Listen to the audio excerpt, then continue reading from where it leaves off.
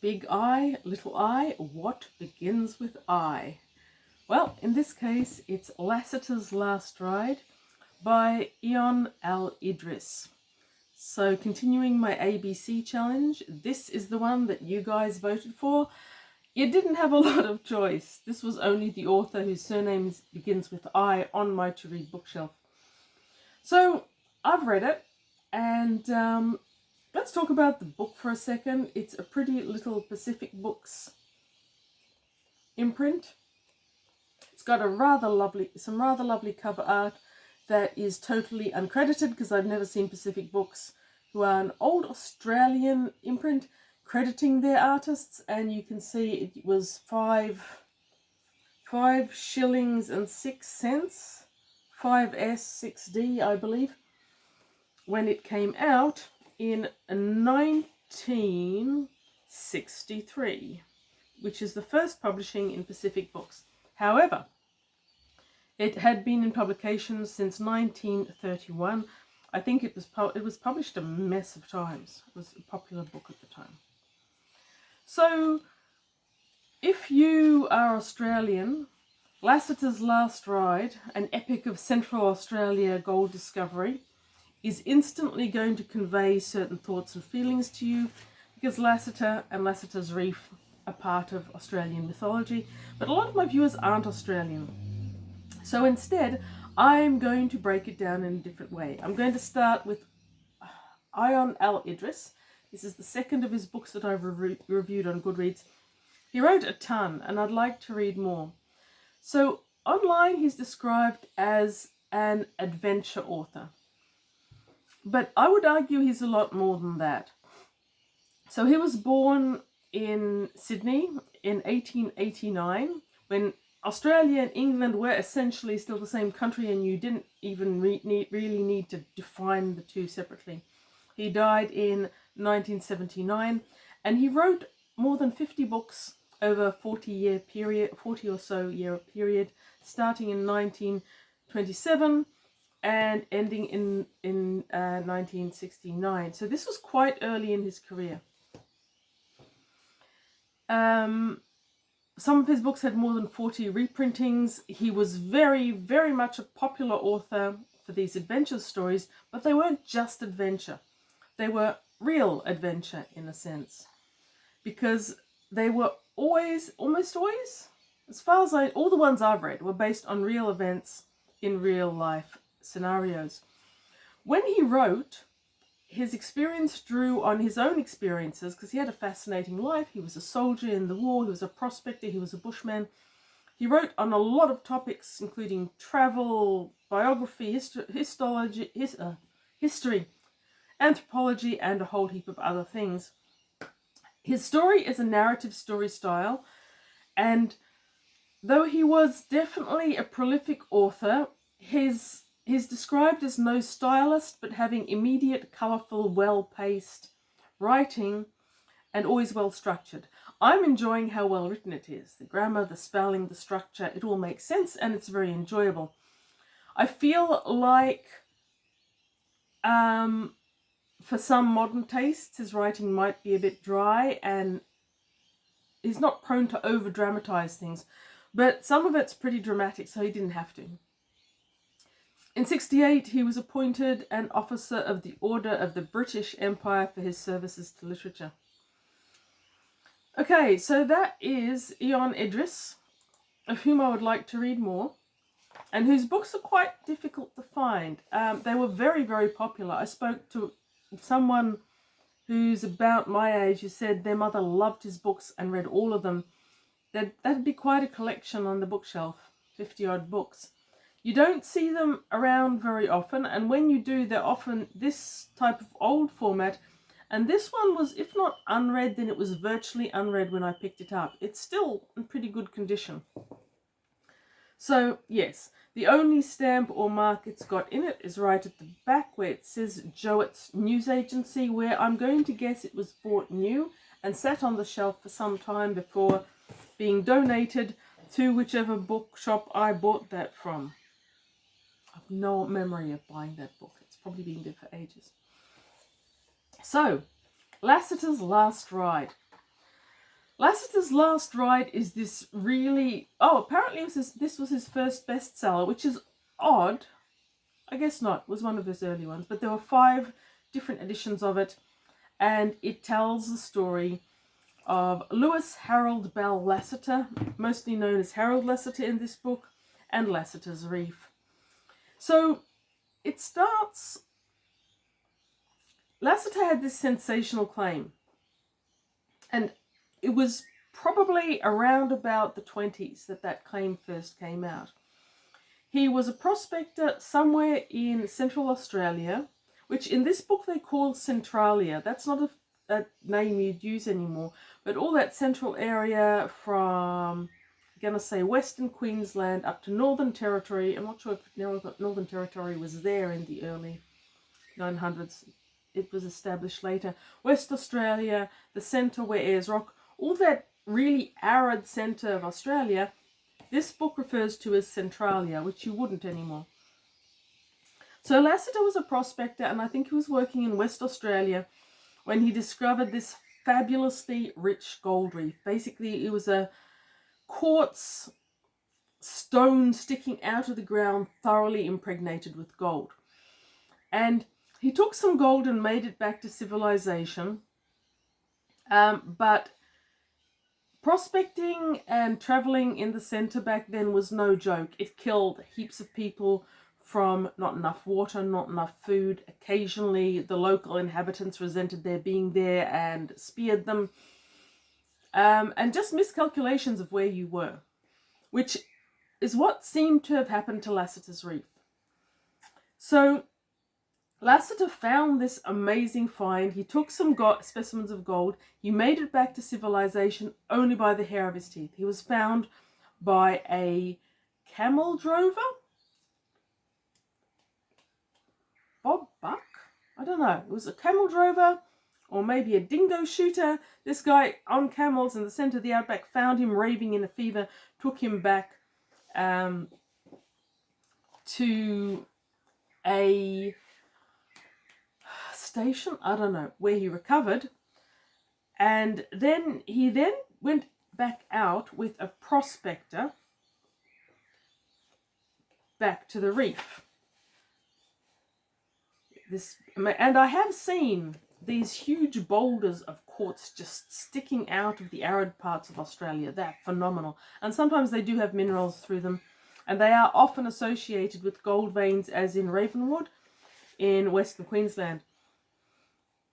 Now, he found this gold reef, and he claimed that the gold in it was thick as plums in a pudding, somewhere in Central Australia, near the Western Australian border, he said.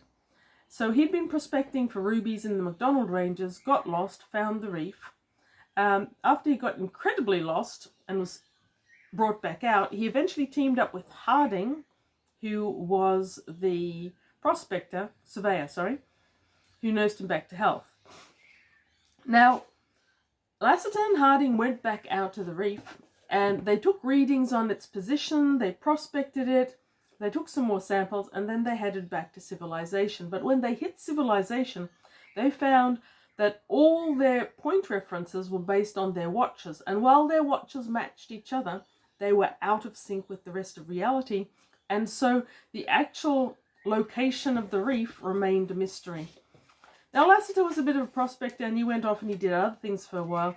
But then in the, I'm going to say 20s, and I could be wrong, he made it to the Australian Workers' Union in Sydney, I think, and he talked to a John Bailey, the president of such, I believe.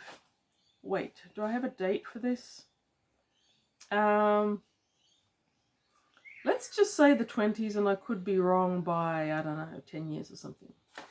Anyway, he gave Bailey sufficient information to get him thinking, and he then went away and he found recollections of the other prospector, Harding, and that Lasseter had mentioned it in a couple of places.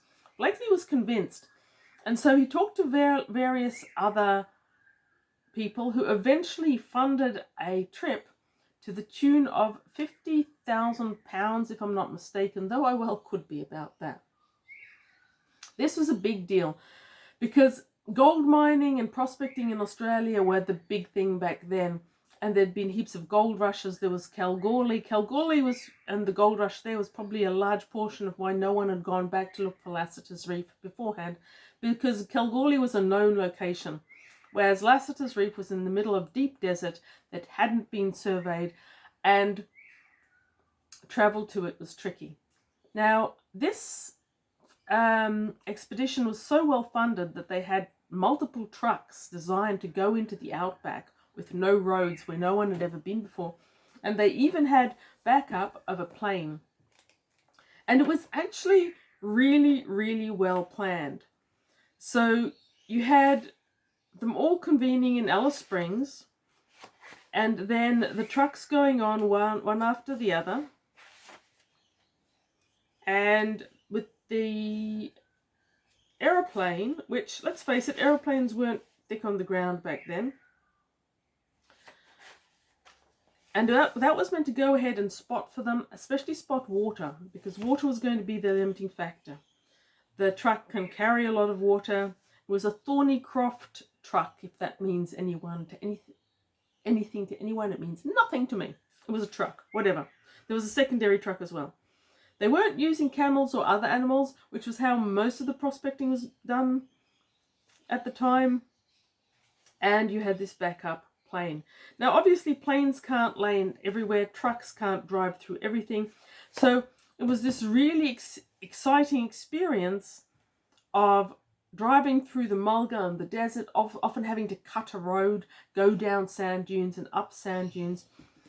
And that's the first part of it until they reach one particular location which they were going to use as a starting point and as a bit of a camp. Ilbiba, something like that. Illabilla.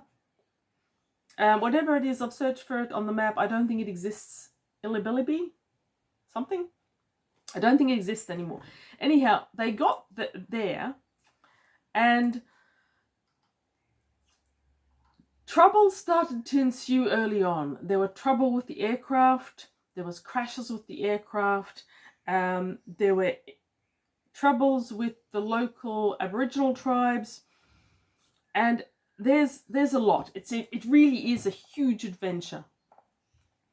Now, after a certain point, about about chapter 12, I'm going to say 12 or 13, despite having been well funded and having all these investors invested in finding this reef, they concluded that they couldn't take the truck any further.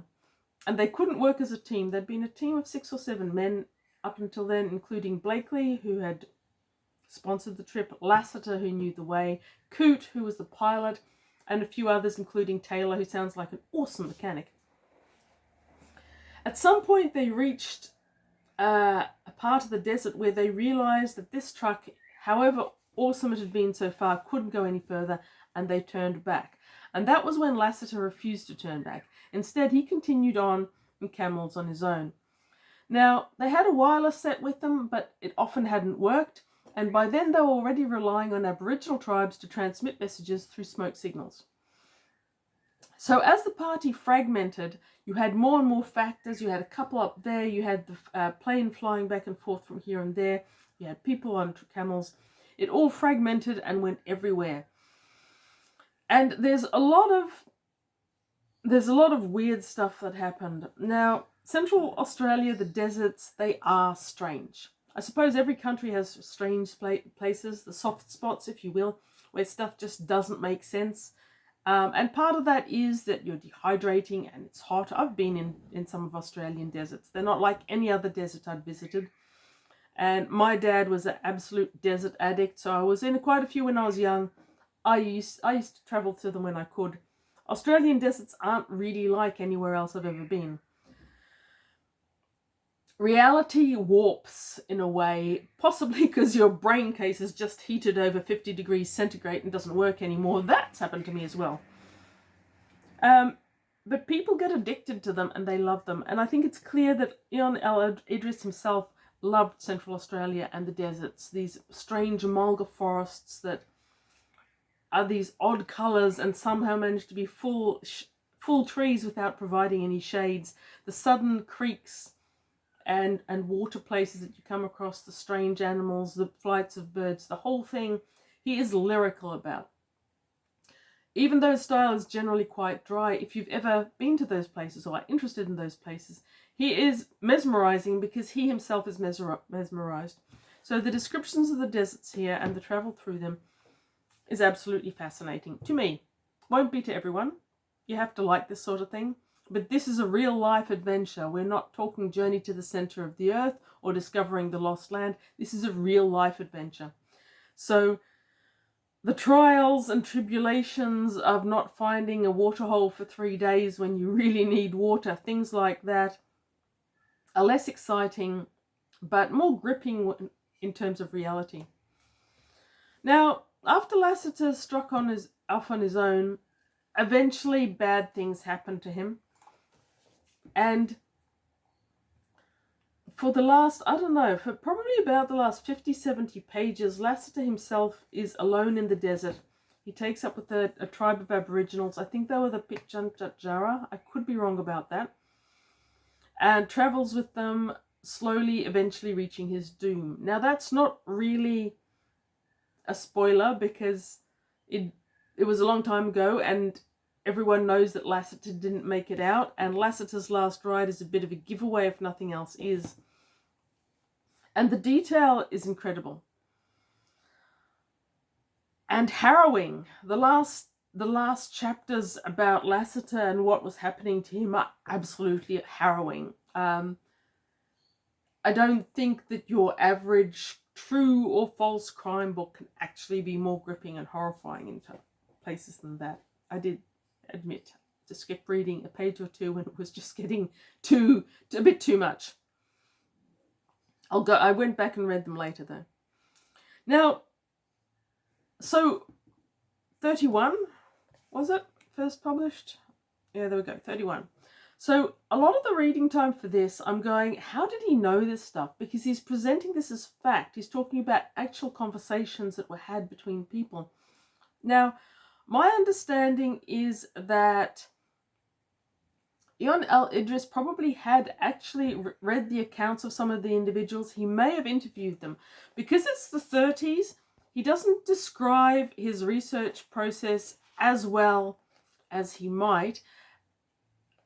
That would normally be in an introduction books these days, but once you reach the culmination, you've got Deathless Pages, chapter 30, where he actually publishes what was found of Lasseter's writings, because towards the end, Lasseter knew that his chances of getting out were poor, and he was writing down things on the diary, he was burying them in tins. A lot of them didn't survive.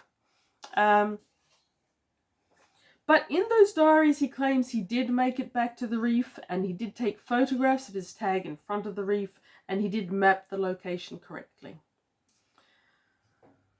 So this is a really, really gripping book for anyone who's interested. Now we're reaching the elephant in the room if you're Australian. Lasseter's Reef is a phrase in Australian culture, at least for people my age, possibly less so for the really young ones, because Lasseter's Reef probably never existed. Unless some really weird hoodoo hit it in an alternative dimension, which I'm not ruling out, because the Aboriginal tribes of the area apparently considered it a sacred area, and who knows, maybe they did sink it into another dimension. I'm open to the opportunity.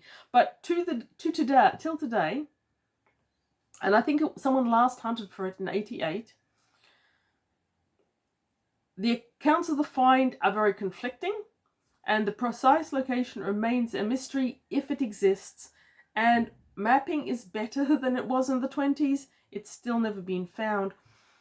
I think fairly recently, someone from Kalgoorlie, I'm going to say the 80s, but it might have been the 90s, went looking for it and thought he may have located it. Anyhow, So Lasseter's Reef is this mythical thing that doesn't exist. Like, I don't know, like a Bermuda's Triangle or fairy gold that vanishes when you find it. That's, if you ever heard an old timer in Australia saying Lasseter's Reef, they're being sarcastic. They're talking about something that people are claiming exists, but it doesn't. However, did Lasseter believe in it? Maybe. Because the different accounts that were given to different people about it were very contradictory. And while he probably asserted his claim for the first time in 29, he claimed to have found it more than once. Now, Fred Blakely, who actually led the expedition from 1930 that's described here, eventually ended up branding Lasseter a charlatan who ripped off his investors in a clever scheme to convince them that such a reef existed. There's other claims as well, and there have been various books pro and con, and various stories pro and con on the subject. So this book is very, very positive toward Lasseter, very sympathetic. And at least part of that is that Ion El Idriess was working from papers that Lasseter's widow granted him access to. And she was still alive at the time, and he was working from that. So I think his sympathetic treatment of it is partly due to that. She didn't have to give him access to these last papers of fragmented stories, which when you read them, you have to wonder if Lasseter really believed what he was saying himself. Now, some of the contradictory accounts that came out later included the fact that Lasseter may not have been prospecting or out in the desert in the years that he claimed that he discovered the reef. There's one account that he was actually living somewhere else and doing something else, working as a hand on a station somewhere. And at another point, someone claims that Lasseter had actually been in reform school for armed robbery when he was first claimed to have been prospecting for the reef. So there's a lot of different stories. Now, I failed because their watches were inaccurate. Again, the expedition with Harding dated in the years just before World War I. That was the guy who died before the actual expedition was sent out in 1930. There are a lot of people dying here. There's a lot of people going into the desert and not coming back. There's a lot of people coming out, but by the skin of their teeth. It's actually quite a gripping story. But is it true? I don't know if Idriess believed it was true. I feel that he might have. I don't know if Lasseter believed that it was true. It seems hard to imagine what he was getting out of this if he didn't believe it was true. Because, well, from the still sympathetic accounts of this book, it sounds like he had the real desert fever. He was going to be out there in that desert no matter what. Even when the safety of the plane was taken away, the safety of the truck and its supplies were taken away, he was still going out into that desert. I don't know if he was actually looking for something or if that was the place that he needed to be in his life. Don't know. But it seems strange that he would have essentially committed so much of himself to this hunt if he didn't believe that something was there. Maybe this reef, maybe something else. But he was driven to go.